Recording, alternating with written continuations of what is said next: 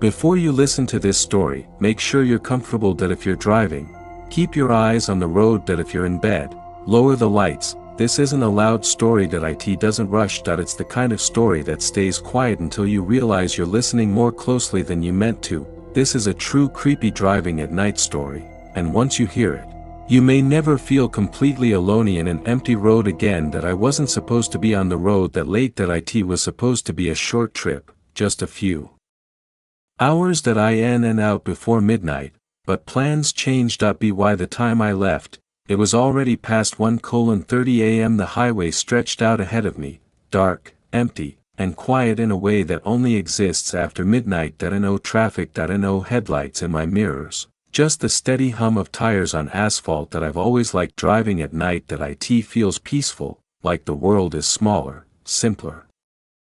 That night felt different, not dangerous, just watched. About 40 minutes into the drive, I noticed something strange. That my GPS hadn't updated in a while. That it still showed me on the same long stretch of road, even though I knew I'd passed at least 2 exits. It first, I blamed poor signal. Rural areas do that. Still, I slowed down and checked the signs. None of them looked familiar. No exit numbers. No town names I recognized, just reflective green signs with arrows pointing forward.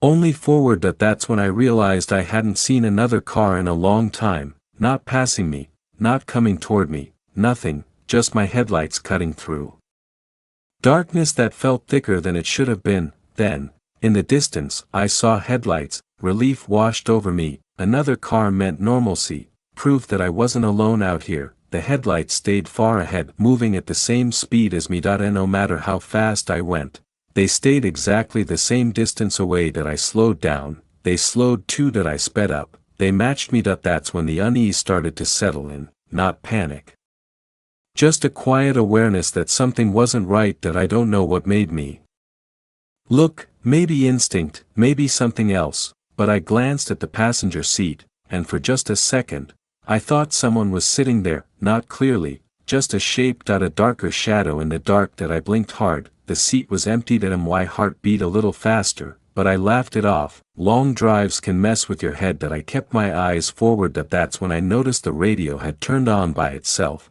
low volume.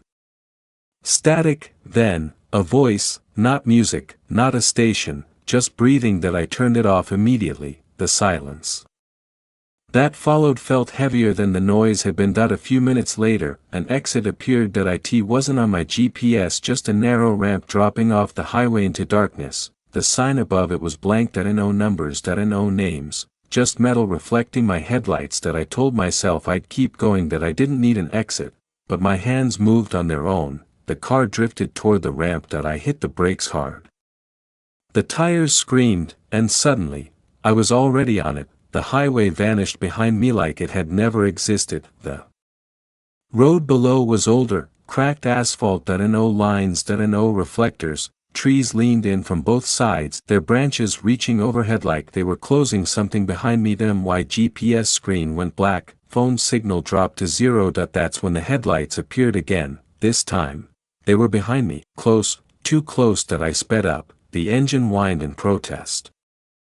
The headlights stayed right where they were. I could see the shape of the car now. Old boxy. No visible license plate, and the lights were wrong, too white, too still. I made a mistake. I looked in the rearview mirror too long, because when I did, I realized the car behind me had no driver. No silhouette. No movement. Just an empty front seat. My chest tightened. My breathing went shallow. I told myself to focus on the road. That's when I saw the man standing ahead, right in the middle of the lane. I slammed the brakes.